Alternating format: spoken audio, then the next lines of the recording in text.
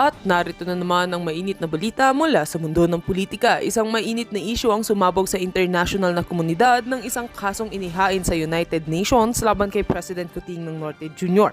dahil sa mga aligasyon ng paglabag sa mga karapatang pantao. Kumalat na ang balita at naging usap-usapan ito sa buong mundo. Ang kasong ito ay naglalaman ng mga seryosong akusasyon na nagsasangkot sa administrasyon ni Marcos sa mga posibleng hindi makatarungang aksyon at pang-aabuso laban sa mga mamamayan. Ayon sa ilang mapagkakatiwalaang sources mula sa UN, ang kaso ay isinampa ng isang coalition ng mga karapatang pantao mula sa iba't ibang bansa na nagsasabing may mga kaganapang hindi tumatalima sa mga international na kasunduan. Pinangunahan ito ng mga human rights advocates at mga grupo na tumutok sa mga aligasyon ng pandarahas, hindi pagkakapantay-pantay at paminsang pagkapigil sa malayang pamamahayag sa Pilipinas. Sa harap ng mga kasong ito, patuloy na naging mahirap para sa Administrasyong Marcos na liwanawin ang issue. Dahil sa mga pangyayaring ito, tila hindi napigilan ang mga reaksyon mula sa ilang mga mambabatas at opisyal ng gobyerno. Kabilang na ang malapit na mga kaalyado ni Pangulong Marcos, si House Speaker Martin Tambalos-Los Romualdez at ang kanyang asawa na si Liza Smugs ay ipinahayag ang kanilang pagkanataranta at hindi pagkakasunduan sa desisyon ng UN. Ayon kay Romualdez, ang hakbang na ito ng United Nations ay tila isang direktang atake sa soberanya ng Pilipinas at hindi makatarungan, lalo na't hindi daw ito based sa mga konkretong ebidensya. Sa isang pahayag na ipinalabas ng kanilang mga opisyal, sinabi ni Liza Smugs na ang kasong ito ay isang bahagi ng patuloy na kampanya ng ibang bansa at grupo upang pabagsakin ang administrasyon ng kanilang pamilya. Tinutulan din ng kanilang kampo ang mga aligasyon na tinawag nilang political harassment. Tinutukan din ng mga Marcos ang mga hindi pagkapantay-pantay sa global na pananaw kung saan madalas nila ang mga bansang may malalaking interes sa Pilipinas ay nagiging kritiko sa mga hakbang ng gobyerno. Sa kabilang banda, sinasabi naman ng mga eksperto na ang hakbang ng United Nations ay isang uri ng pressure upang tiyakin na ang Pilipinas ay magsasagawa ng mga hakbang upang itaguyod ang mga karapatang pantao. Ayon kay Prof. Maria Teresa Santos, isang eksperto sa international relations, ang mga ganitong aksyon ay hindi lamang nakatuon sa mga aligasyon, kundi sa pagpapalakas ng mekanismo ng mga global na kasunduan sa karapatang pantao.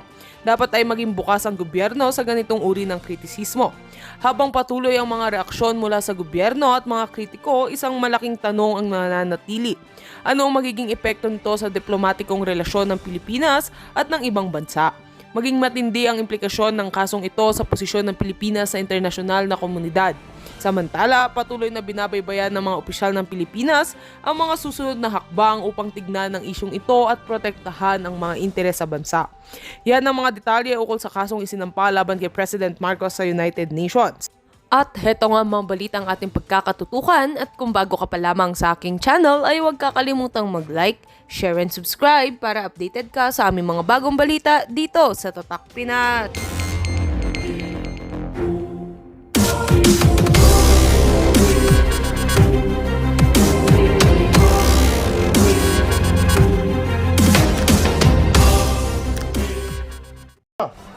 Sa gitna ng katahimikan ni Bangag.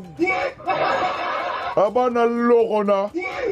Ating Pizarro Defenders of the Sun, ganda nga puno ni Elizabeth Yusitani, hindi nakatiis ang international lawyer ay nagreklamo na yata. No? Irereklamo si Dayunyor sa United Nation kaugnay ho sa ginawang pagransak, ginawang karahasan ng SAP ni Bangag sa Kingdom of Jesus Christ. Puta na talaga, lintian lang walang ganti. Parang right timing ito, ha? Magandang hapon, Amor Grandis. Kumala si Inday. Ngayon, meron ho tayong Opo, Ma'am Emelita Bryan, pwede. Meron nagsusumbong na, nagre-reklamo. Petisyon laban sa Bangag admin sa United Nations. Sunod nito mga kabisdak, anong sunod nito? ICC na. Naku, mas makulong ka talaga, Nyor. Tayari na. Tingnan mo si Miss Goodshot. Punta kami sa UN tomorrow. Kasama ba kayo, ma'am? Patay! Makulong ka na bangag talaga! Ay! mas maganda mag-resign na lang kaysa makulong sa ICC. Teacher Tosaki, konnichiwa. At ang matindi pa ho, natanong ko ito ha, kay geopolitical expert analyst, kay Miss Ana, di ba ho? The Junior, wala palang kakampi sa ASEAN region.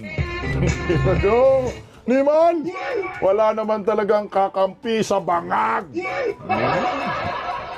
Sige nga, ikaw, kung maghanap ka man lang ng kakampi, dun ako sa matino. Oh. Si Raulo lang ang kakampi sa si Raulo. Di ba ho? Real talk lang. Ito po ay patungkol sa West Philippine Sea. Pag tiningnan ho natin itong Marcos admin, nagpo-provoke na ho talaga. O ngayon, yung ASEAN nation, nakakampi nga ho sana natin ang mga yan, wala nyo, isusuka ka at pabayaan ka dahil sa pagiging uto-uto mo sa mga putig itlog na bugok. At ito mga kabisdak, mayroong bagong balitang labas. Peace and order sa Republika ng Pilipinas under Bangag admin bagsak. Ito na ho tayo ngayon. Bagsakan to the max. Wala kasi silang ginagawa sa gobyerno. Gusto nilang gawin tayong mga abu. Saudi girl, gandang hapon, gold magic find. Gusto nilang libre cremation, agago. Nimal talagang mga utak na yan, utak biyak. At dito, iplipurin natin yung buses ng mga taga-Baho Masinloc, Baho di Masinloc, mga mangingisda na tunay po na nakakaalam kung ano po ang nangyayari dyan sa West Philippine Sea. Na talagang na-real talk po dito, si The Junior. Patusok guys, kaya narito muna. Pakawalan agad natin itong reklamo ng international lawyer laban po sa Marcos admin dyan sa United Nations. Pakinggan po natin mga kabisda. Dahil sa pananahimik ng mga umano'y human rights group sa marahas na paglusob ng kapulisan sa mga religious compound ng the Kingdom of Jesus Christ noong June 10, ay formal na naghain ng petisyon ng isang international human rights lawyer sa United Nations upang imbestigahan ang umano'y sistematikong human rights violations ng pamahalaan. Kabilang na dito ang pangaras sa the Kingdom of Jesus Christ. Narito ang balita. Kalat na sa loob at labas ng bansa ang mga CCTV footages at iba pang mga videos na talaga namang ikinagalit ng maraming nakakapanood dahil sa di makataong turing ng kapulisan sa mga inosenteng missionary worker ng the Kingdom of Jesus Christ. Sa kanilang pagsisilbi ng warrant of arrest noong June 10 sa mga religious compound ng KOJC, ay overkill ang puwersa ng kapulisan at naka-full battle gear din ang mga ito at armado ng matataas na kalibre ng baril na tila bagang sasabak sa isang matinding giyera. Bukod dito, sa pilitan din ng mga ito na pumasok sa mga religious compound ng KOJC, lalo na sa Glory Mountain, na puwersahang sinira ang gate na wala namang bit-bit na search warrant. At ang naturang aksyon ng kapulisan ay nagdulot ng matinding trauma sa mga missionary ng KOJC, lalo na sa mga kabataan at kababaihan. Mas tumindi naman ang hinanakit ng mga ito nang baliktarin ng kapulisan ang kwento sa tunay na pangyayari sa kanilang ginawang paglusok. At sa kabila ng mga sinapit na ito ng KOJC missionaries, ay tila nakakabingi namang katahimikan ng mga nagpapakilalang human rights advocate dito sa bansa. Kaya naman minabuti ngayon ng international human rights lawyer na si Attorney Arnedo Valera na maghain ng petisyon sa United Nations headquarters upang imbestigahan ang umano'y sistematikong paglabag sa karapatang pantao ng Marcos administration. Dinadala namin ngayon itong ginagawang pang-aabuso ng kapangyarihan ng ating kapulisan. Kasama na ang Philippine government kasi silang nagbigay ng basbas dyan sa United Nations, no? At kami ay gumawa ng isang matapang na liham na address kay Secretary General ng United Nations si Antonio Guterres. Nakapaloob sa naturang petisyon ay ang paggamit ng labis na puwersa ng mga kapulisan na hindi tamang paraan sa pagpapaabot ng warrant of arrest, hindi pagrespeto sa mga sagradong lugar at trauma na idinulot sa mga kabataan at kababaihan. At ito ay ating kinukundina at humihingi tayo ngayon ng agarang international na investigasyon. Patay kanyor!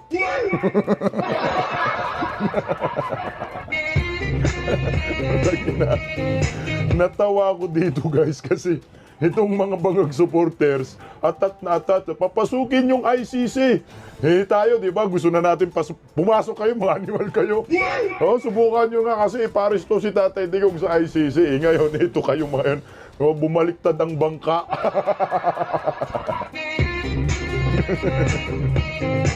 Ayan na ho talaga, ina-address na ho nila. Nagreklamo na ho. Magaling pa naman tong abogado na ito. Nakunyor! Makarma ka talaga ni Pastor Gibuloy kasi imbestiga ng United Nations yan eh. Eh siyempre, pag nagformal lang reklamo ang mga yan, sa United Nations, pupunta yung mga representative ng United Nations. Sana maging patas. Naku, urong ang yagbuls ng mga animal. Oh. GC Lakwata, magandang hapon sa inyo. Jerusalem, Lourdes Ispahas. Lourdes Ispahas, maraming salamat sa tunay na nagmalasakit sa mga naaapi. Kasi nga, wala silang busis, walang aksyon. Si Da Junior, tahimik, na para bang nagiging sponsored, hindi lang nagiging, talagang sponsored ho itong ginawa sa sponsored ng Marcos admin itong pagransak ng SAP sa QGC. Sino bang nag-utos? Di ba Philippine government?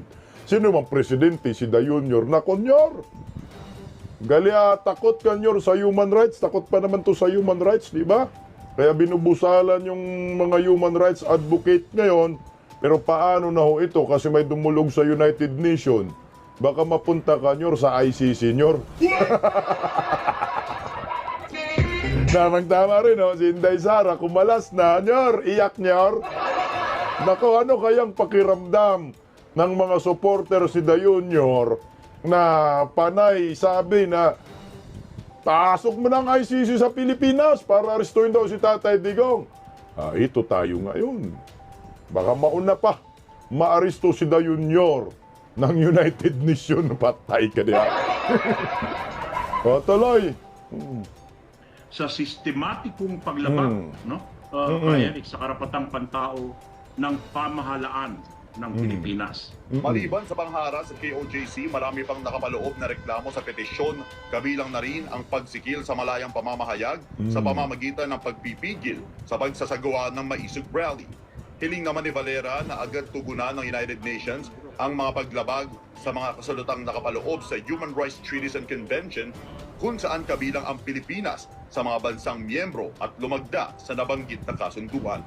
Para sa Diyos at Pilipinas, Patay! Franco Baranda.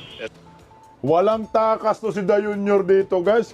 Kasi ito yung lamang dito sa gagawin ni Attorney Valera, di ba? Attorney Valera. Pag sinasabi mo kasing ebidensya, ang pag-uusapan, naghanap yung ebidensya. Sa buong mundo, kumalat na ho yan eh. Kumbaga, formal na lang na petition, reklamo, ang gagawin mo kasi yung ebidensya, given na. Nandyan na yung ebidensya, bumungad na. So, siguro, pwede rin gawing reason yan. Kunyari, actually, ako sa akin lang, hindi lang United Nations dapat magreklamo dyan, guys eh. Pwede rin mag-file ng reklamo ang Kingdom of Jesus Christ sa ICC. Ang reason din ng KOJC dyan, kaya sa ICC kami magre-reklamo sa nangyayari sa amin dahil ang Marcos admin ay walang ginawang hakbang tungkol po sa pagransak sa kanilang relihiyon. Pwedeng ganun. At dapat nga ho, itong mga religious sector, kundinahin din yung ginawa ng Marcos admin. Liwanag naman sa video. Yun yung lamang natin. Unlike dito sa mga reklamo sa ICC labang kay Tatay Digong, mga haka-haka lang ebidensya, gawa-gawa. Walang ebidensya. Kwento lang ni Las Cañas Animal. No? Kwento lang. Pero ito, pag magreklamo diretso sa ICC pagkatapos sa United Nations, tablado talaga dito si Da Junior. Wala. Ang daming ebidensya eh. At lahat ng QGC, pwede yan magiging witness eh. Mga bata, di ba ho? Mga bata, mga matatanda, yung mismo sila yung mga humarap, sila ni Sir Carlo, pwede sila, yung inaristo na 6 ba yun? O 9, illegal arrest, patay kanyor animal. Sabi ni Connie Mama, hindi na tayo member ng ICC, di ba? O bakit si Trillanes hindi nga tayo member ng ICC Nagreklamo sa ICC. Magreklamo rin tayo para patas.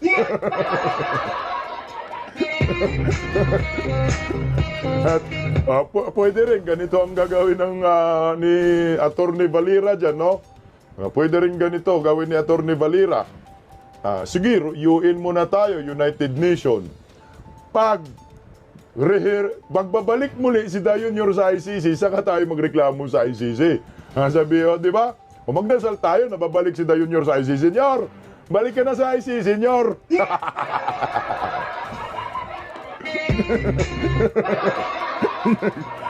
Mga TDS, KOGC, magdasal tayo.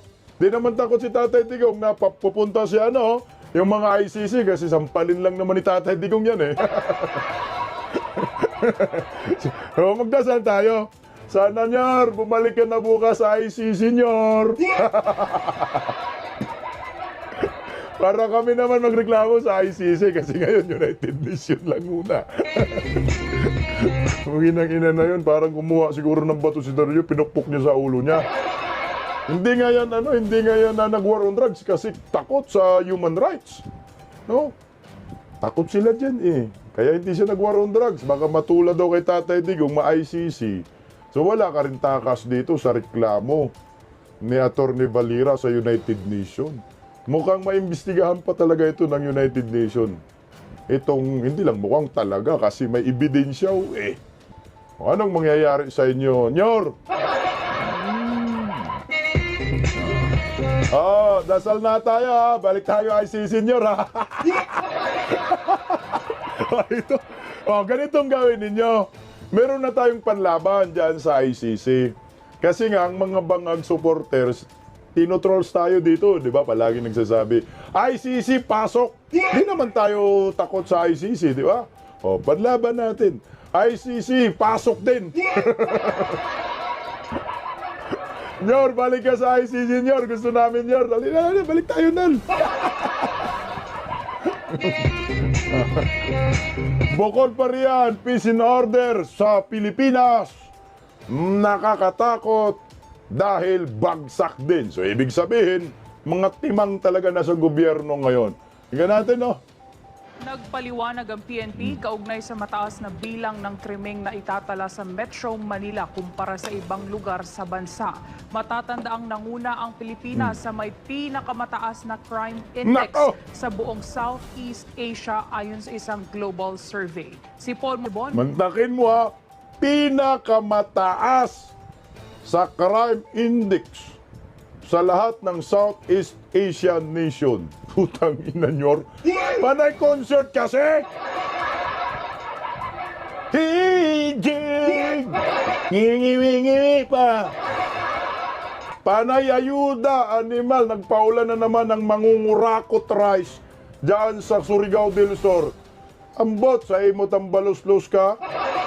Paulan ka ng mangungurakot rice dyan. Akala mo naman, pira mo yan. Ang resulta sa survey, negative pa rin. Ay, undang yan. Nigilan mo na yan, tamba. Hindi epektibo yung pangayuda kasi MR, mangungurakot rice.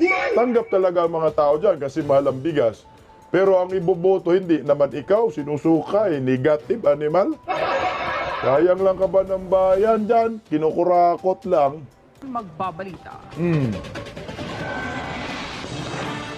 Isa ang lungsod ng Maynila sa pinakamataong lugar sa bansa. Nako. Hindi lingid sa kaalaman ng marami na halos dito naninirahan ang mayorya sa mga manggagawa sa bansa. Mga establishmento, pabrika at malalaking paaralan.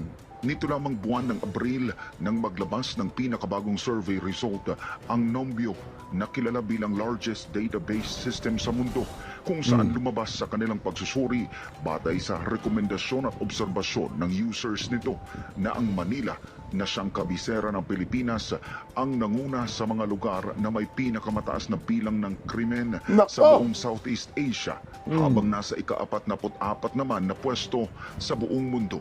Batay sa datos ng Nombio, nakakuha ang lungsod ng Maynila ng 64.7% crime Ito yung magandang record ni Dayonior. Palakpakan natin si Dayonior.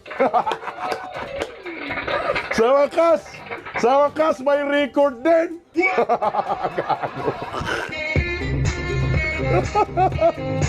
Dayonior, palakpakan ka namin, number 1.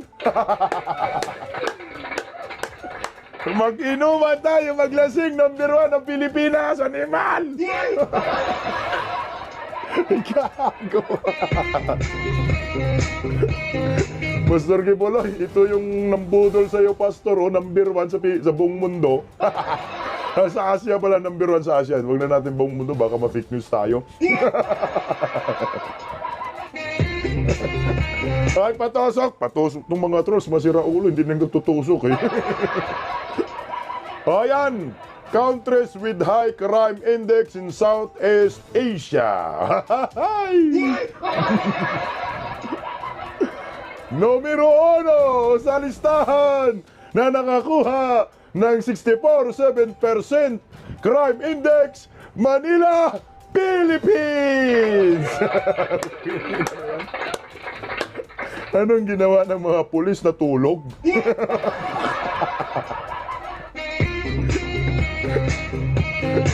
Bugok talaga ako, natatakot ho talaga ako, promise. Nung nakaraang araw, nag-grab ako. Naku, mukha... Tangina, gurgurin yata tayo Tiga-tiga. Sabi ni Fiona, may pangsuna na si Adektador. May pangsuna, number 1 eh. Tatlo sa top 10, pasok, Philippines eh. Kuta. Maglasing si Dayonior. Kuta tayo eh. Number 1, Manila, Philippines. Pang-6, Cebu, Philippines! Nakakuha rin sa wakas ng record, animal. Pasok, top 10, tatlo, pang-9, Iloilo, Philippines! Gago. Ito yung patunay, marami ng bangag. Kasi yung mga gumagawa ng krimen sa ating bansa, mga bangag yan. Wala namang matinong tao na gagawa ng krimen, kundi mga bangag. Mga sobra-sobra ba sa pulburon, animal? Congratulations sa team, Bayarang Basan, mga bubong balager ni Bangag. Congratulations sa inyo, ha? Tuloy. crime index na sinundan ng Kuala Lumpur sa Malaysia, Phnom Penh ng Cambodia, Jakarta sa Indonesia, Ho Chi Minh ng Vietnam, Cebu sa Pilipinas, Johor Bahru sa Malaysia, Pattaya sa Thailand, Iloilo pa rin sa Pilipinas at Bangkok naman sa Thailand. Dahil dito, aminado ang PNP na malaking hamon para sa kanila na bantayan ang Kalakhang Maynila para't matiyak ang kaligtasan ng mamayan nito kasama ng iba pang malalaking probinsya sa bansa. Kaya naman parte ng kanilang pagtugon rito ang mas pinalawak na deployment ng kanilang mga tauhan hanggang sa pinakaliblib na lugar sa bansa para matiyak na hindi sila maiisahan ng mga kriminal. It's in the news na bakit ang Metro Manila mataas sa Manila. Sabi ko, although mataas po sabi kasi highly density yung population natin ng Metro Manila. But if you will see, ito po yung ginagawa nila, crime solution and crime efficiency. Crime solution? Alam nyo, sir, no? Sir, ito, mga bangag supporters, bakit tumaas ang krimen sa Manila? Kasi nga, yung mga 3 batalyon sa pinadala nyo sa QGC, animal kayo. Ayan. Ang Davao naman, pinaka-safest na city sa buong Asia, di ba? Number 2. Pero bakit doon pinadala yung SAP? Dapat yung 3 batalyon ipinakalat ninyo sa Metro Manila, Cebu at Iloilo. Putang na, bangag kayo. Mantakin mo kung saan yung pinaka-safe na syudad, doon pinadala yung mga SAP. Mga 3 batalyon na yun eh. Pero yung magulong syudad, Manila, Cebu, Iloilo, di man pinadalan, mga bugok talaga. Ano? Tama na nga ho yung sinasabi ni Tatay Digong eh. Pag bangag ang leader, bangag din ang followers. Nakakatakot, Diyos ko. Pinadala kay Pastor Kibuloy, wala na nagbabantay sa mga kalye. Kahit sa gabi, wala kang makikitang kapulisan eh. Nung nakaraan ba, nag-grab ako. Pag-grab ko, 2 kami, may katabi akong babae. Ako, nakasakay na ako ng grab. Oh, nung babae, gabi yun ha. Mga 11 PM yun. Yung babae, nilapitan ng budol-budol, ang laki ng katawan eh. Wala akong magawa, di ko na matulungan yun eh. Nakasakay na ako. Hiningihan ng pira. Ganong kabangag ang gobyernong ito, nakakatakot sa gabi. Ano yun? Napakataas. Hindi ko natin napapabayaan. And meron pong crime, bakit mangyayari yun. Pero what's important po dun sa police po natin, na meron pong crime solution and crime efficiency. But sinasabi mo, pagbaba po ng 85% sa new one, hopefully po, lalo po bababa po yung crime natin. Ayon sa PNP, matagal naman na nilang ginagawa ang pagdideploy ng mga karagdagang tauhan sa lansangan, ngunit masusi pa rin nilang pinag-aaralan ang mga lugar na nangangailangan ng puwersa kontra kriminalidad at iba pang uri ng iligal na aktibidad sa mga komunidad. Well, slowly, namimit po natin yan. Kaya ngayon, sir, ay talagang tignan. Yung, kung maalala mo, sir, meron tayong ini-implement na police to population ratio na 500. Ang pinag-aaralan ngayon na hindi dapat ang magiging application ng 1:500 ay sa lahat. Kasi may isang lugar na hindi naman kailangan 1:500 kasi wala namang naitatala na ganong kalaking krimen. But may isang area katulad ng metropolis, yung mga highly urbanized cities na definitely yung 1:500 ay hindi siya akma. So tinitignan ngayon at pinapaaral po ng ating Chief PNP na doon sa mga highly dense and populated cities and municipalities ay ibaba po natin yan into at least 1:350 or kung kakayanin po 1:250. Pero para sa publiko, tila nawala na ang kanilang tiwala sa kasalukuyang administrasyon dahil na rin anila sa unti-unting pagbabalik ng mga kriminal sa lansangan. Bagay na kanilang pinangangambahan sa buhay at maging sa kanilang hanap buhay. Giit ng ilan, mas mainam kung si dating Pangulong Duterte pa ang kanilang Pangulo dahil tiyak na ligtas sila mula sa mga kriminal at iligal na droga. Kaya nga, parang mas maganda kasi Digong uling nakaupo no? Kasi hindi kinakatak. Te, may nasaktan dito mga trolls. Narinig niya mga trolls? Dapat mas maganda si Digong uli ang presidente. Ang sakit! Ang sakit-sakit! Totoo naman, kayo naman talaga eh. Hindi man lang kayo ma-real talk eh. Ito totoo naman. Sinabi ni ate, oh. Takutan sila eh. Kaya parang wala na naman kinakatakutan sa droga. Saka sa